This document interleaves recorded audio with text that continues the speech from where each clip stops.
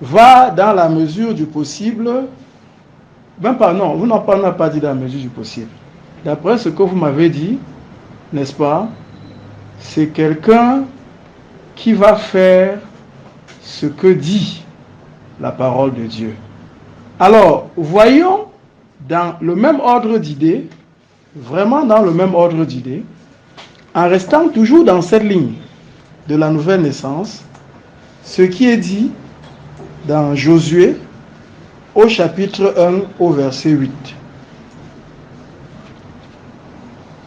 Que ce livre de la loi ne s'éloigne point de ta bouche. Médite-le jour et nuit pour agir fidèlement selon tout ce qui y est écrit. Car c'est alors que tu auras du succès dans tes entreprises. C'est alors que tu réussiras. Voilà. Voilà. Vous voyez, cherchez premièrement le royaume de Dieu, la justice de Dieu. Et on te dit, pour être sûr que tu le cherches vraiment, que ce livre ne s'éloigne pas de toi. Médite-le jour et nuit. Ok, nous parlons ici de la Bible. Et on va voir donc une caractéristique de la naissance d'esprit. Je médite jour et nuit la Bible. Ça ne s'éloigne pas de moi. Parce que je veux agir fidèlement. Vous avez dit que le nez d'esprit marche selon la volonté de Dieu. Mais il ne peut pas marcher selon une volonté qu'il ne connaît pas. Comment il fait pour connaître s'il ne l'apprend pas? Vous savez, beaucoup de gens vont dire qu'ils sont nés selon l'esprit.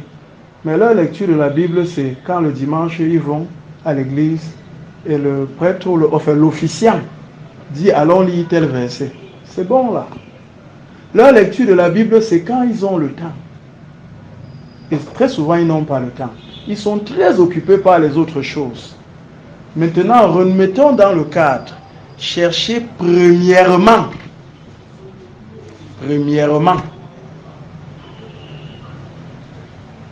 Et chercher premièrement, là, ça implique pour vous de méditer jour et nuit.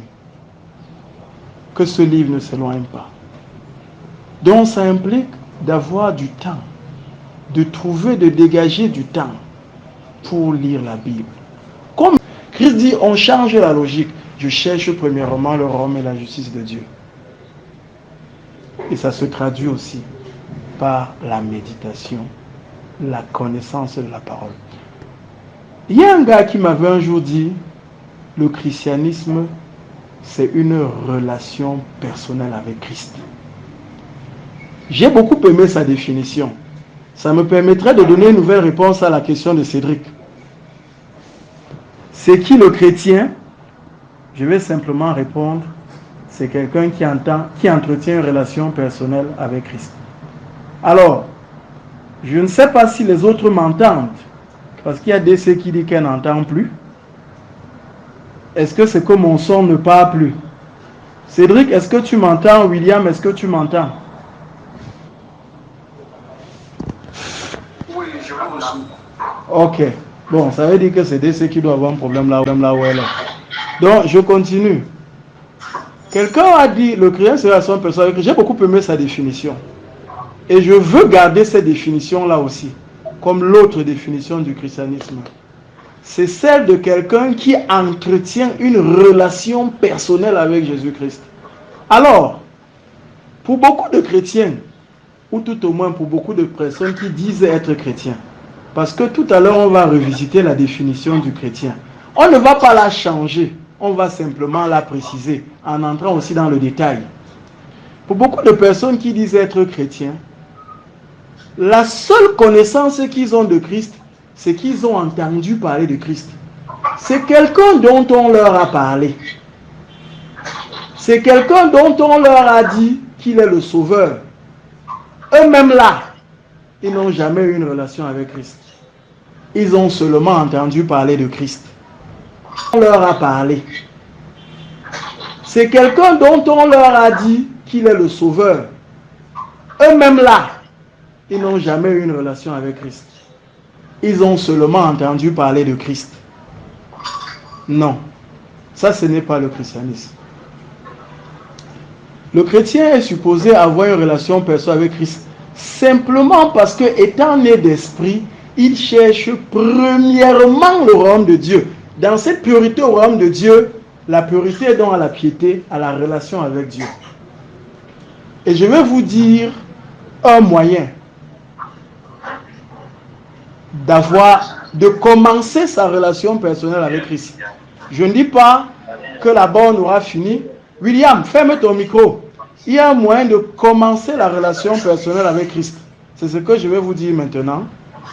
William, ferme ton micro. Et ce moyen de commencer la relation, pas en écoutant ce que les autres ont dit de lui, mais en l'écoutant vous-même, lui-même dire ce qu'il dit de lui, lui-même dire ce qu'il attend.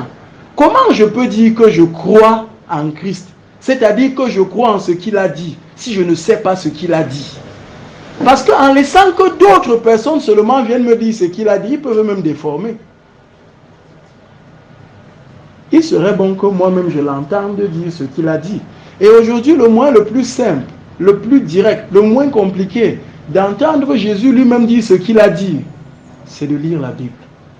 Je ne veux même pas dire toute la Bible, parce que la partie de la Bible dans laquelle on sait clairement que c'est Jésus-Christ qui a parlé à plusieurs endroits, c'est les évangiles. Tout simplement, les évangiles. C'est une toute petite partie de la Bible. Hein. Donc, pour moi, celui qui est né d'esprit là, que c'est Jésus-Christ qui a parlé à plusieurs endroits, c'est les évangiles. Tout simplement, les évangiles. C'est une toute petite partie de la Bible. Hein. Donc, pour moi, celui qui est né d'esprit là, il doit prendre le soin d'avoir lu ou de lire lui-même les évangiles en totalité. Les évangiles se répètent en grande partie. Je veux dire, à peu près 80% de chaque évangile se retrouve dans les autres. Il y a quelques finesses après. Donc celui qui a déjà lu en totalité un évangile a déjà une perception assez claire de tous les évangiles. Moi, je pense en général que celui-là qui a lu tout Matthieu et tout Jean, beaucoup de gens recommandent de commencer par Jean parce qu'ils disent que Jean est peut-être le plus simple à lire, le plus simple à comprendre. Moi, souvent, je préfère commencer par Matthieu parce que c'est simplement le premier évangile. Et par Jean, parce qu'il apporte des compléments qu'on ne voit pas toujours dans Matthieu, mais qui sont très importants aussi. Alors, lorsque vous avez pris le soin de lire les évangiles, vous lisez Jésus-Christ lui-même parler. Pour moi, vous entrez dans la relation personnelle avec Christ. Ce n'est pas quelqu'un qui vient vous dire ce que Jésus a dit. Vous l'écoutez, vous le lisez lui-même dire ce qu'il a dit. Et à partir de ce moment-là, si vous ne négligez pas, s'il dit des choses que vous ne comprenez pas, vous notez. Vous notez d'abord, parce que dès la première lecture, on ne peut pas tout comprendre. Mais après, on revient. Quand on a fini de lire, on revient pour dire ceci que je n'avais pas compris. Qu'est-ce que ça voulait même dire? Et je peux vous dire, aujourd'hui, on a des moyens qu'il y a 30 ans, on n'avait pas. Aujourd'hui, quand tu reviens, tu vas simplement sur Internet. Tu vas sur Google, tu tapes le verset que tu as une réflexion.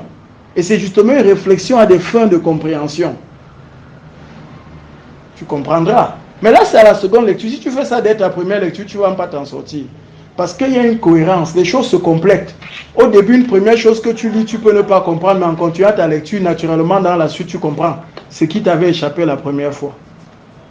Mais vous voyez, premièrement, connectez-vous à Christ. Connectez-vous à Dieu pour parler avec eux et les écouter. Et non pas laisser les autres.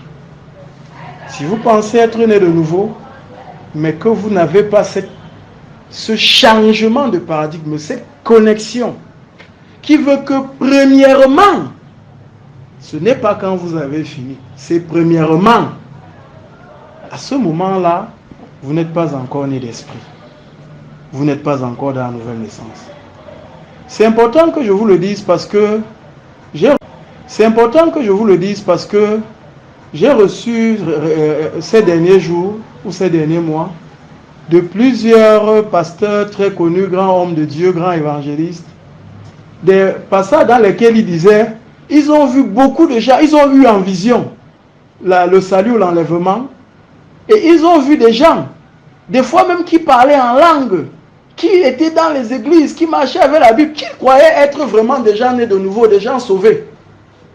Mais le Seigneur envoyait plutôt ces gens-là en enfer. C'est-à-dire qu'ils ne passaient même pas par la voie du paradis.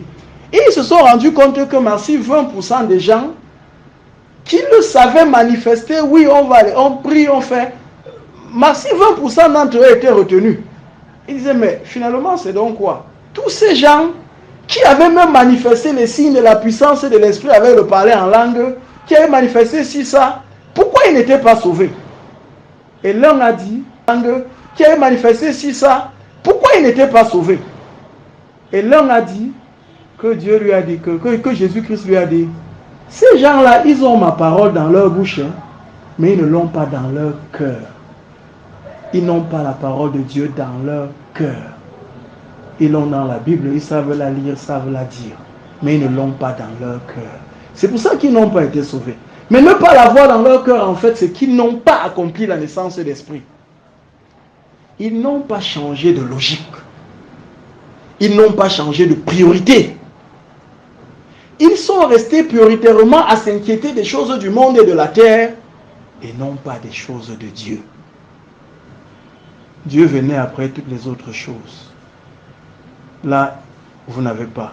Vous n'êtes pas dans la naissance d'esprit. Quand vous ne comprenez pas là où vous devez mettre votre priorité, là où vous devez démarrer votre relation à la naissance d'esprit. Voilà. Donc, si vous croyez Christ, vous croyez donc en cherchant premièrement le royaume de Dieu, les autres choses viendront. On n'a pas dit chercher uniquement, on a dit chercher premièrement. On ne dit pas aux gens ne travaillez plus parce que vous cherchez le royaume de Dieu. Non. Parce que celui qui a dit ça, c'est encore Dieu qui a dit, tu mangeras ton pain à la sueur de ton front.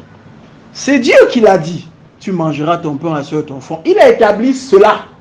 Donc il faut travailler. Mais il a dit, vraiment, hein, si vous travaillez sans avoir cherché au royaume de Dieu, vous pouvez faire toutes sortes d'efforts et c'est détruit. Et ça ne donne rien. Vous travaillez mais ça n'avance pas. Parce que vous travaillez seulement mais sans la bonne fondation. Mettez la bonne fondation, faites le reste ensuite. Avec la faveur et la bénédiction de Dieu, ça va produire. Et ça va produire beaucoup. Réellement le fruit de votre travail. Et même quand vous croyez commencer à voir, ça se détruit du jour au lendemain. Les voleurs volent tout. L'incendie, machin truc. Et vous êtes à nouveau à la case de départ. Bon. Maintenant, des gens ont dit des choses que nous n'allons pas contester, n'est-ce pas? Qui permettent de dire ce que c'est que la naissance d'esprit. Je vais rappeler un certain nombre de versets que je vais simplement rappeler, que Jésus-Christ rappelle, pour définir ce qu'est son disciple, ce qu'est un chrétien, et qui sont en fait connectés à la naissance d'esprit. Jésus-Christ, dans Luc, mais que vous retrouverez facilement dans Matthieu, hein, parce que les évangiles, comme je vous ai dit, en grande partie se reprennent. J'ai pris la référence dans Luc. Il dit, c'est Christ parce que devenant enfant de Dieu. Mais il dit, c'est ceux qui écoutent la parole de Dieu et la mettent en pratique. Ça, c'est ce qui est dit dans Luc 21. Ceux-là qui écoutent la parole de Dieu et la mettent en pratique. Dans 1 Jean, au chapitre 3, verset 10, l'apôtre Jean dit, c'est par là que se font reconnaître les enfants de Dieu et les enfants du diable. Quiconque ne pratique pas la justice n'est pas de Dieu, de même que celui-là qui n'aime pas son frère. Et naturellement, ce que quelqu'un a déjà dit, que Jésus-Christ dit aussi, dans Matthieu, toujours, on reconnaît l'arbre à son fruit. Un bon arbre ne peut porter de mauvais fruits. C'est donc